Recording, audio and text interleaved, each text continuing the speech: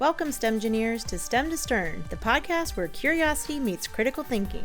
Join Shantae and Jake as they discuss STEM topics that spark debate and exploration. Hey everyone, welcome to STEM to Stern. I'm Shantae. And I'm Jake. And today's question is, for all of you nerds out there, prepare yourself. Can lightsabers really exist? Yeah. So, Yeah. I mean, I would hope so. I mean, lightsabers are pretty cool. Truth. I mean, that's what, like, my dad, like, always, like, when I first, like, started going into physics, that was my dad's one request. He's like, make me a lightsaber, like a real one. Did you? No, I did not. One thing your dad wanted and you didn't do. I know. He was aiming pretty high, but, and you were shooting pretty low, so well, it didn't go. I'm just kidding. I lacked the technology and the... Okay, so could you make one? I guess, I mean, like, there's been a lot of, like, different examples of, like, people who've tried to make lightsabers, and, like, they're basically just, like, large plasma torches. And, like, they don't really... Like, to me, a lightsaber needs to have, like, a definite, like, shape, and it needs to end at some point. And, like, sometimes, like, people make YouTube videos where it's just, like, like, it's a big blowtorch. And that to me, that's not the same as a lightsaber. Sure. Yeah. So what is the science behind a lightsaber? Like, I mean, hypothetically. I mean, it can cut through, like, metal, a la, you know, Qui-Gon and Phantom Menace, you know, they're stuck in the ship and whatnot. And but what is that? So it would have to be like a plasma of some kind. Okay. It would have to be like super, super heated gas. Okay. And, like, there's some things on the internet that I've seen before, like, oh, maybe you could have a really strong magnetic field that, like, keeps it in that shape. But in order to generate that much energy, you would need, like, a building worth of, like, equipment to generate that much power. So there's, like... So you could have your lightsaber, but you'd have to, like, have, like, a building attached to you. Or, like, an entire room of equipment. And then that's not what we're looking for with a lightsaber. Not at all. Also, like, they can't really actually cut, like, when you hit them against one another, it actually would not, like, clang or whatever, so, like, or make that sound. Yeah, so lightsabers, like, they can cut through anything except for another lightsaber, which is weird.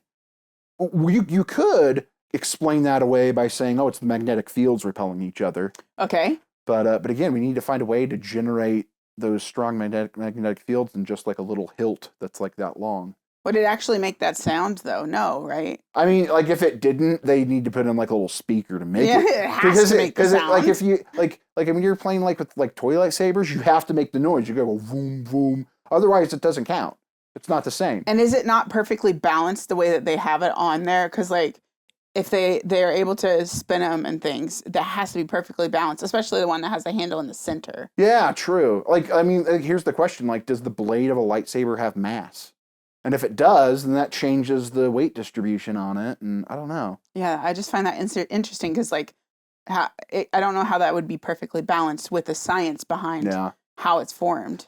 You know, now that I think about it, I had a friend in grad school who came up with a really good idea here. One other option, instead of, like, having, like, super hot plasma and then, like, containing, like, a magnetic field or something, you could make a lightsaber that shoots out certain particles, subatomic particles, and you could make it so that subatomic particle has a certain half-life, and so it decays after it travels the length of the lightsaber.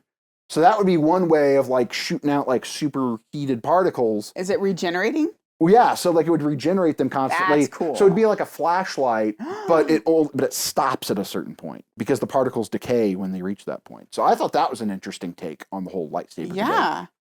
Huh.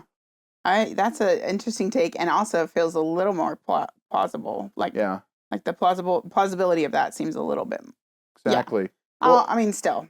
If any of you guys out there are experts on lightsabers, please let us know how we can build one, because, like, I really want... We try it. Yeah, like, I've bought the ones at Disney, but they're not, like, real lightsabers, so... Yeah. That's fair. Let us know in the comments. I mean, they're real for the concept that it was created for, but are they real for, you know, not real? They can't actually cut through metal, unfortunately. Right. That's what we mean by real. Exactly. Yes, they're genuine. They're just not scientifically real. But yeah, let us know. What's your favorite lightsaber color, or what's your favorite like concept of the lightsaber? What is the thing you love the most about it? How can we science that stuff? Thanks for tuning in to STEM to Stern. We hope today's episode got you thinking. If you enjoyed the discussion, subscribe and share it with others. And be sure to check out our show notes for free resources and links that go along with today's episode. Until next time, keep questioning and keep exploring, STEMgineers.